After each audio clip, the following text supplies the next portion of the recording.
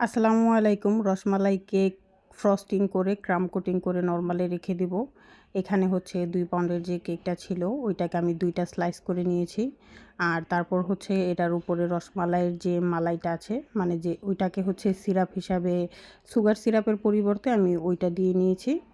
আর তারপর হচ্ছে মাঝখানে লেয়ারের জন্য একটু ক্রিম দিয়ে সুন্দরভাবে তারপর হচ্ছে আস্ত যে রসমালাইগুলো ছিল ওইগুলোকে হাত দিয়ে আমি এইভাবে হচ্ছে গুঁড়ো মানে একদম ভেঙে নিয়েছি আ লেয়ারে দিতে যাতে সহজ হয়।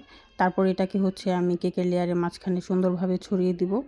আর এটার উপরে আরেকটা যে কেকের স্লাইস আছে ওইটা আমি দিয়ে দিয়েছি। তারপর হচ্ছে আবার যে রসমালাইয়ের মালাইটা আছে এটা হচ্ছে আবার আমি দিয়ে দিব। এটা সুগার সিরাপের পরিবর্তে দিয়েছি।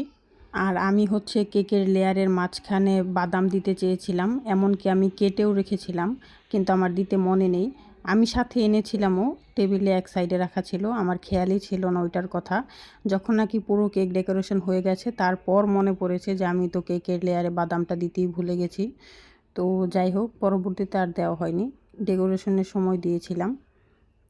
তো এখন হচ্ছে এটাকে ক্রাম কোটিং করে আমি হচ্ছে চিলারে রেখে দিব।